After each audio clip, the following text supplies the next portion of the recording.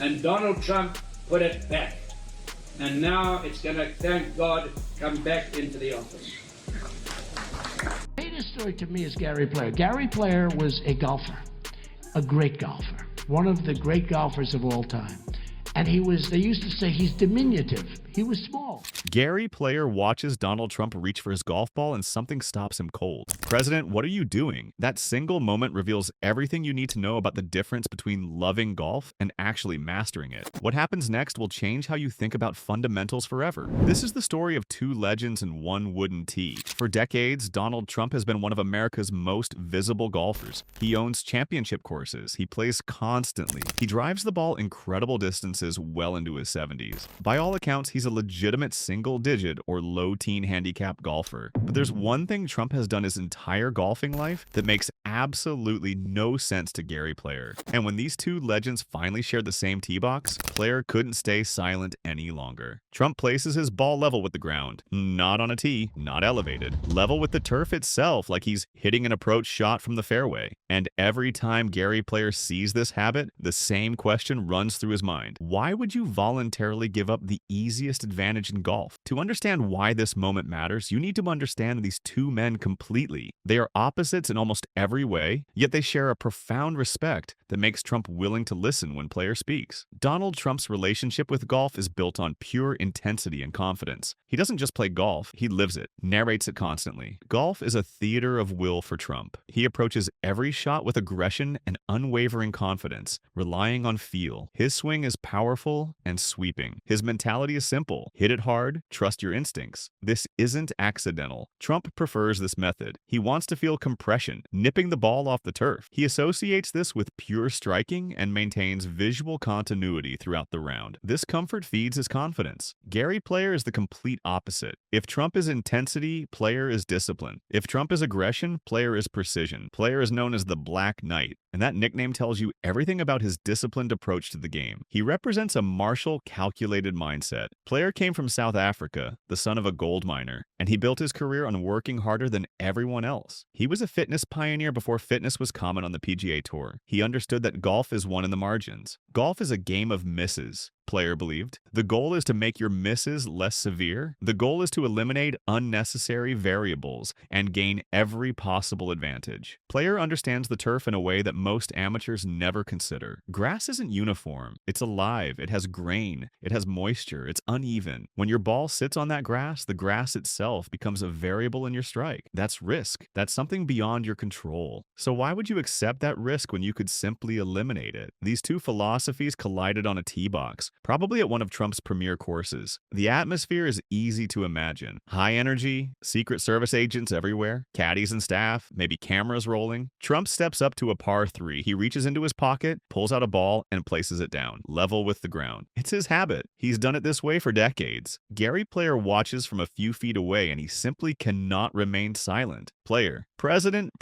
what are you doing? His tone isn't critical or judgmental. It's genuine confusion. To a man who has hit millions of golf balls throughout his career, watching someone voluntarily handicap themselves is almost incomprehensible. Trump responds immediately, I always tee it level with the ground. That single word, always, reveals the depth of this habit. It's not a mistake. It's not a random choice. It's a preference. It's codified. It's part of his golfing identity. And then Player speaks the core fundamental truth. The reason for a tee on a par 3 is you have to lift it up. You have to have a perfect lie. In that single sentence, Player reframes everything. The tee isn't a crutch. The tee isn't cheating. The tee isn't weakness. The tee is an advantage. It's a tool. It's a gift that the rules of golf give you, and refusing that gift is a strategic error born of misunderstanding. Trump listens. And here's where the story becomes important. Despite his public reputation, Trump is willing to learn from someone he respects. He adjusts the ball, raising it on the tee. He settles back into his stance. He executes his characteristic looping backswing. He strikes the ball. The sound is different. It's not the dull thud of grass and earth. It's a clean, crisp click of metal on urethane. The ball flight is towering and precise. It's beautiful. Player's reaction is immediate and enthusiastic and authentic. Oh, go in the hole. Just do it. Please go in. What a shot. that. Nice job. The validation is instant and clear. The ball landed soft and near the pin. By praising the result immediately, player reinforces the behavior change. This isn't criticism. This is mentorship. This is one master showing another powerful person that there's an easier way to achieve the desired result. But why was player actually right? The answer lies in physics and the science of golf ball contact. When your golf ball sits on the grass, blades of grass rest behind and around the ball. When your club face strikes that ball, it must first sever or displace the grass. Grass can get trapped between your club face and the ball's cover. That trapped grass reduces the friction between your club's grooves and the ball itself. The trapped grass actually reduces the spin on the ball, and spin creates lift and control. Without proper spin, your shot becomes a flyer or a dead ball that falls short. Trump's swing has a sweeping quality that requires precision when hitting off the turf. To hit cleanly off the ground, you must hit down on the ball with a negative angle of attack. Your club must contact the ball before the ground. If your low point is slightly off, you hit fat or thin. When the ball is teed up, you have a larger margin of error. The club can pass slightly underneath and still make solid contact. For a senior golfer like Trump, the tee provides a buffer, preserves his joints, and maximizes club head speed. Trump plays what people call a reliable fade. A fade is a shot that curves from left to right in a controlled manner. To hit a controlled fade, the ball must have a tilted spin axis, and that requires clean, pure contact with the ball. If grass gets between the face and the ball, it creates a knuckleball effect. It reduces the side spin you need to curve the ball back to the target. By teeing it up, player was ensuring that Trump's club face could impart the necessary spin. He was giving Trump's reliable fade the conditions it needed to actually be reliable. But why did Trump resist this in the first place? The answer is psychology, and it's more complicated than simple stubbornness. Many amateur golfers believe that real golf is played from the ground. They view the tee as a crutch, something you only use for the driver. There's a subconscious belief that hitting an iron off a tee is somehow weak or even cheating. This belief is powerful, and Trump clearly held it for most of his golfing life. There's also something about visual continuity. Trump had just hit approach shots from the fairway. Changing the tee height changes the visual perspective. The ball looks floating. If you're not used to it, that's unsettling. Trump likes to feel compression. He associates this sensation with power and striking skill. It feeds his confidence and makes him feel like he's controlling the strike. For a player with a fast swing, there's also a primal fear of the skied shot, the popped-up ball. So amateurs like Trump often bury the ball in the turf. Trump's swing involves the loop, a rerouting of the club. This adds complexity and timing requirements. When a swing relies on timing, players seek stability elsewhere. A ball on the ground feels stable. A ball on a tee feels precarious. And then there's habit and confirmation bias. Trump said it himself, "I always tee it level with the ground." In golf, habit is narcotic. If you hit a few good shots one way, you codify it as your way. Trump likely hit successful shots from the turf in his past. He decided this was his method. It took a figure of Gary Player's magnitude to break that confirmation bias. It took a 9-time major champion. Only someone with that level of credibility could say, "Your method is wrong," and have Trump actually believe it. But why would Trump listen to Gary Player in the first place? The answer reveals something important about their relationship. Both men view golf as an industry, not just a casual game. Trump owns some of the world's most prestigious courses: Turnberry, Bedminster, Doral. Gary Player has designed over 400 golf courses around the world. They speak the same language. They understand golf as business. Trump respects Player as a brand. He sees Player not just as an athlete, but as a successful businessman who monetized his talent. That earns Player a seat at the table. At Trump National Doral, there's something called the Gary Player Villa, named in his honor. Trump doesn't name buildings after people he deems losers or irrelevant. There's also a political dimension. Gary Player is one of the few high-profile figures in sports who openly stood by Donald Trump during his presidency and its aftermath. In January 2021, when Trump's political capital was at its lowest, he awarded Player the Presidential Medal of Freedom. Player accepted it. He faced backlash, but he accepted it anyway. Trump values loyalty above almost all other virtues. Player's willingness to accept that award, his continued public support, his calling Trump a charming host, his praising Trump's game, all of this creates a deep reservoir of trust. Because of that trust, Player can speak to Trump with a candor that others cannot. Trump also identifies with fighters. He frequently praises Player's work ethic. He notes how Player was small but worked harder than any human being, how Player suffered like a junkyard dog. Trump sees himself as a counterpuncher, a man who survives attacks. He sees the same quality in Player, who traveled the world winning majors against larger, stronger opponents. Trump also marvels at Player's vitality and physical presence. Player is nearly 90 years old and still looks phenomenal, according to Trump. This physical vitality gives Player's advice a timeless quality. Player is living proof that his methods work, and there's something else. There's a biomechanical convergence between these two men that's fascinating. Gary Player is famous for stepping through his shots. Upon impact, his right foot steps forward, past his left. He literally walks toward the target. He developed this as a smaller man to ensure he fully transferred his weight. It prevents the reverse pivot, the falling backward that less skilled golfers do. It allows him to compete with power hitters by ensuring every ounce of momentum moves toward the target. And observers have noted that Donald Trump employs a very similar move. It's often described as an exaggerated step through, a la Gary Player. For a senior golfer like Trump, hip rotation can be restricted by age. By stepping through, Trump bypasses the need for extreme flexibility. He allows his momentum to carry him forward. He releases the club head and maintains speed. It's possible Trump consciously adopted this from Player. It's possible it's convergent evolution, two players with different body types arriving at the same solution to generate power. Either way, when Player watches Trump swing, he sees a reflection of his own dynamism. This likely made Trump more receptive to the tee height correction. He was already swinging like Gary. Why not tee it like Gary? This moment, this single correction on the tee box, captures something fundamental and timeless about golf itself. It's the difference between enthusiasm and fundamentals. Trump's golf game is a testament to how far enthusiasm and natural ability can take a player. He's a legitimate skilled golfer well into his 70s. His intensity and confidence allow him to score well and enjoy the game immensely. But enthusiasm has a ceiling. Without the elite knowledge of fundamentals, enthusiasm hits a wall of physics. Trump's refusal to tee the ball up was a self-imposed ceiling. It introduced unnecessary variance that his enthusiasm could not overcome. Gary Player's career, meanwhile, proves that fundamentals provide leverage and lasting results. By mastering the small details, the grip, the stance, the tee height, Player built a game that lasted decades longer than his contemporaries. He teaches that in golf, you must take every legal advantage available to you. Teeing the ball up is a free stroke gained over the course of a lifetime. It costs nothing in terms of effort or money, but it provides consistent, measurable returns in performance and accuracy. The difference between these two men is fundamentally about decision-making under pressure and high stakes. Trump relied on his gut instinct. Tee it low. Player relied on data and experience. Tee it high. The lesson for all golfers is that intuition is often wrong when it contradicts physics. The concept of the perfect lie extends beyond the physical grass. It's a metaphor for preparation and creating conditions for success. Player's entire life philosophy is about creating perfect conditions for success through discipline, diet, exercise, and rigorous practice. Trump's philosophy is about seizing the moment, regardless of the conditions, attacking through sheer will. But the ultimate golfer might be a hybrid, someone with Trump's fearless confidence and aggressive spirit to execute the shot, but also using Player's disciplined wisdom and technical precision to set it up perfectly. When Gary Player taught Donald Trump to tee it up, he wasn't just correcting a simple technical error, he was showing that even the most powerful and confident people benefit from elite knowledge and expert guidance. He was bridging the gap between the amateur's desire to feel and control the strike and the professional's demand for consistent, reliable results. Trump, for a split second in that moment, abandoned the first golfer persona and became a student willing to learn. Player, ever the ambassador for the game, shared the keys to the kingdom with grace and without condescension. The lasting insight is found in Player's simple, direct directive. You have to lift it up. It's a powerful reminder that in a game as difficult and challenging as golf, and perhaps in life itself, refusing a helping hand from the laws of physics is not bravery or toughness. It's inefficiency. It's leaving advantage on the table. True mastery lies in recognizing that while confidence is absolutely essential, it's the fundamentals, the small details, and the perfect lies that ultimately allow confidence to soar.